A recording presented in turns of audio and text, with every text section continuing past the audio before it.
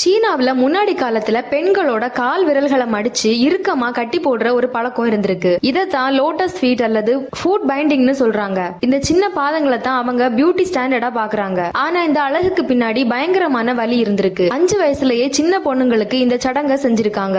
கால் விரல்களை உடைச்சு பாதத்தை டைட்டா கட்டி சின்னதா வளர விட்டுருக்காங்க. இந்த ப்ராசஸ் ரொம்பவே பெயின்ஃபுல்லா இருக்கும். சில சமயம் அந்த வலியை தாங்க முடியாம நிறைய பேர் இறந்து கூட போயிருக்காங்க.